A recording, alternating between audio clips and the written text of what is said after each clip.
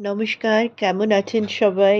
আজকে একটা নতুন রেসিপি করব। নতুন আপনারা ভাবছেন ডিমের কারি আবার নতুন কি? হ্যাঁ, নতুন এই কারণেই আজকে বানাবো পেঁয়াজ ছাড়া।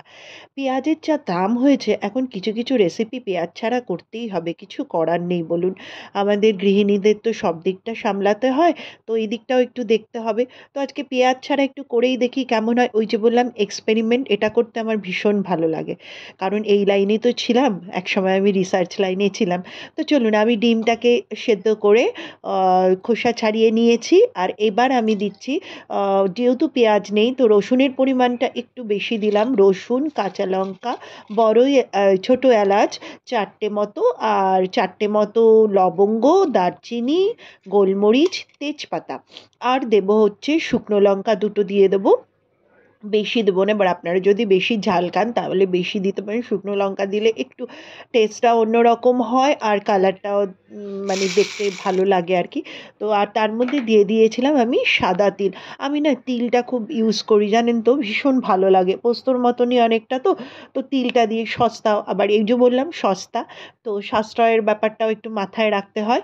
তো চলুন এবার যেই তেলটা রয়েছে এই তেলটার মধ্যে আমি একটুখানি তেলে মানে কড়াইতে তেল দিয়েছিলাম, ওটা গরম হয়ে গেছে পরে একটুখানি সাঁতলে নেবো। আমি না কখনো ডিম বেশি ভাজি না, আপনাদের এর আগের একটা ডিমের কারি রেসিপিতে বলেছি আমি ডিম বেশি ভাজি না, কারণ আমার না ভালো লাগে না শক্ত হয়ে গেলে। তো চলুন ওই তেলটার মধ্যে এবার দিয়ে দিই যেই মশলাটা পেস্ট করলাম সেই মশলাটাকেই দিয়ে দেবো। এইবার মশলাটাকে একটু ভালো করে নাড়াচাড়া করে তারপরে প্রসিডিওর করব। তো চলুন এটা একটু নেড়ে চেড়ে তারপরে একটুখানি অপেক্ষা করি এটার থেকে যাতে মশলাটা ভালো করে কষে যায়। ভালো করে না কষলে পরে একেই তো বুঝতে পারছেন পেঁয়াজ নেই, ভালো করে কষাতে হবেই মশলা যাতে টেস্টটা সেইভাবে বেরোয়। তো দেখুন আমার মশলা মোটামুটি প্রায় কিন্তু কষে আসছে। এইবার যেটা দেব সেটা হচ্ছে দই।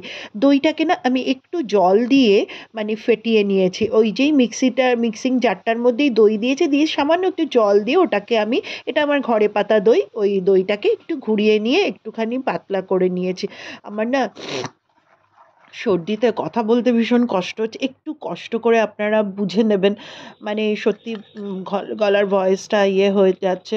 তো চলুন এবার ওই যে বাটিটার মধ্যেই আমি একটু নিয়ে নিলাম হচ্ছে হলুদ আর কাশ্মীরি লঙ্কার গুঁড়ো। এটা কিন্তু এমনি লঙ্কার গুঁড়ো দিইনি, আর স্লাইট একটু জিরের গুঁড়ো। এবার এটার মধ্যে একটু গরম জল দিয়ে দেবো। গরম জল দিয়ে না মশলাটাকে একটুখানি কিছুক্ষণ রেখে দেবো, তাহলে না মশলাটা খুব ভালো গরম জল দিয়ে যদি গুলে নেন ওর টেস্টটা কিন্তু আসে, মানে সত্যি বাড়ে।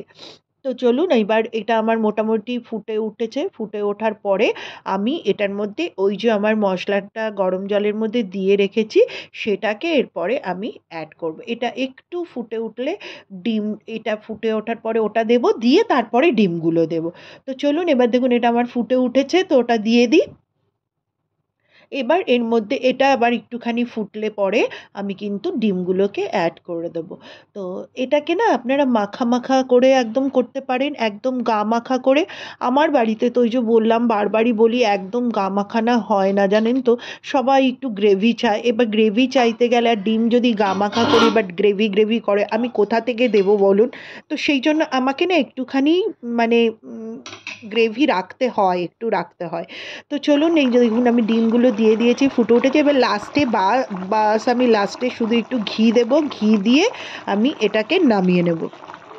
এটাতে আপনারা টমেটোর পেস্ট করেও দিতে পারেন। তো আমার ওই যে বললাম কিছুই নেই অথচ আমাকে রান্নাটা করতে হবে, তো এই রকম এক্সপেরিমেন্ট আমি একটু করি। দেখুন পেঁয়াজ ছাড়া কিন্তু দারুণ টেস্ট হয়েছিল। তো আমার রেসিপি কিন্তু এখন একদম রেডি।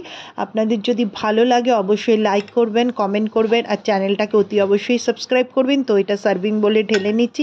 আর সবাই খুব ভালো থাকবেন, সুস্থ থাকবেন, হাসি খুশি থাকবেন আর অলওয়েজ আমাদের পাশে থাকবেন। কারণ যে কোনো ছোট ইউটিউবার হোক আর যাই হোক, তো তাদের সবচেয়ে বড় সম্বল হচ্ছেন আপনারা, আর আপনাদের সাহায্যের হাতটা যেন সবসময় আমাদের সাথে থাকে। তো চলুন আবার পরে আসবো আবার একটা নতুন এরকম রেসিপি কিছু নিয়ে। ওই বললাম আবার কিছু এক্সপেরিমেন্ট করে করে আপনাদের সাথে শেয়ার করব, যাতে আপনাদেরও মানে ভালো লাগে আর কি। তো চলুন টাটা বাই বাই, সবাই ভালো থাকবেন, সুস্থ থাকবেন আর পাশে থাকবেন।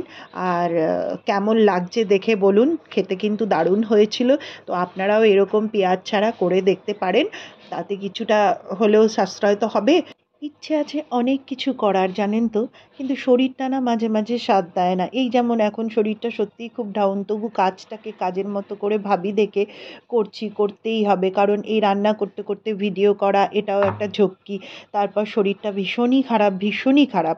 মানে আমার উঠলেই মাথা ঘুরছে। তো যাই হোক, তার মধ্যে এটা কাজ, কাজ সবারই এরকম অনেক সিচুয়েশনের মধ্যে দিয়ে যেতে হয়। তো কাজটাকে কাজের মতো করে মনে করেই করতে হবে। যেরকম রোজ খাওয়াটা বাদ দিচ্ছি না, তো সেরকম কাজটা আমি বাদ দিই কী করে? তো টাটা, সবাই ভালো থাকবেন।